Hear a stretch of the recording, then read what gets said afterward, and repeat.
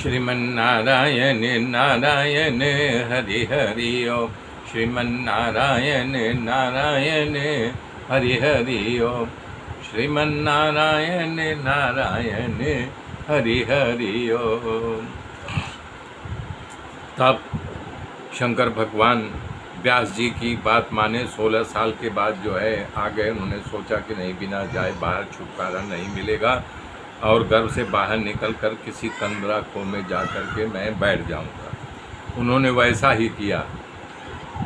अरुणी माता के घर से जब अरुणी माता के घर से निकले तो भाग गए, जा कर के कंदरा में छुप गए। तब व्यास जी ने अपने शिष्यों को बुलाया कि बोले तुम यहीं आसपास तो छिपे हैं, तुम ये श्लोक सुनाओ। ब्रह्मपीडम नटवर बपु कर्णियो कर्णिकारम। तो जब पहला श्लोक सुना तो उनको कुछ फर्क नहीं पड़ा। तब बोला नहीं, सुनाते रहो। तब दूसरा श्लोक सुना रहे हैं शिष्य। अहो वकिम यम स्तन कालकोटम जिन्दास्यापायद्यप्य साध्वी लेवे गति धात्री उचितं ततो अन्यं कं वा दयालु शरणं व्रजेम।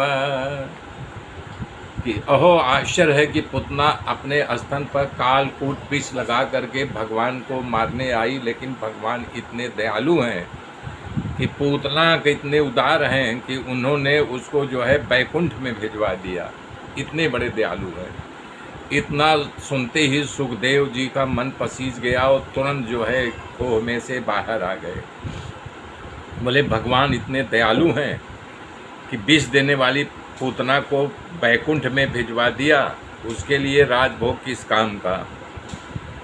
तो कह रहे हैं इतना सुनते ही आ गए। बोले मैं आप पढ़ाइए, मैं आपकी भागवत को पढ़ूंगा। तो सूत जी कह रहे हैं सौनक जी अब मैं परीक्षित का जन्म कर्म मोक्ष और पांडवों के स्वर्गारोहण की कथा कहूँगा, इसलिए सुना रहा हूँ। कथा में कदम कदम पर पद पर भगवान की कथा निकलती है। सुखदेव जी भागवत का अध्ययन करके परीक्षित को कथा सुना रहे हैं। ये पूर्व भूमिका है। बोल रहे हैं जब महाभारत का युद्ध समाप्त हो गया था, दुर्योधन का जंघा टूट गया था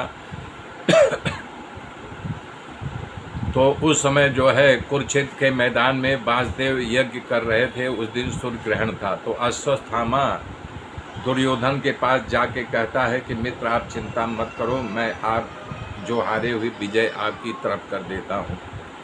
मैं पांचों पांडवों का सर आज कलम करके आपको लाग देता हूँ, आप राजा बनेंगे, मुझे मंत्री बनाना। दुर्योधन खुश हो गया। बोले वाह मित्र वाह। इस बात की भगवान को पता चल गई तो पांडवों को लेकर के रात में जाते हैं। बोले आज हम यज्ञ करेंगे, ग्रहण है। तो चले गए वहाँ यज्ञ करने के लिए। तो अश्वत्थामा आया तो पिता को तो ले गए सब जो उनके पुत्र थे। बोले ले जाओ। बोले नहीं, हमको सोने दो, हम नहीं जाएंगे।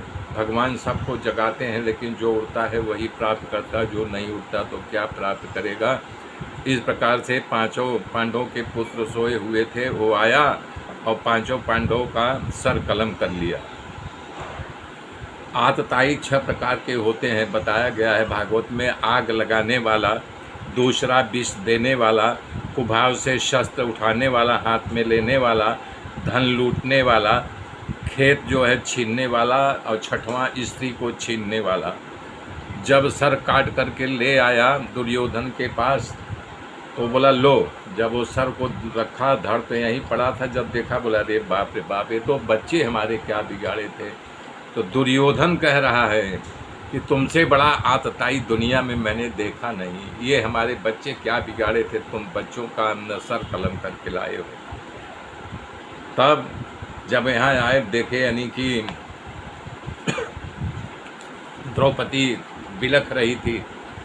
तब बोले क्या हुआ। बोले देखिए मैंने देखा अश्वत्थामा इन बच्चों का सर काट करके लेके चला गया।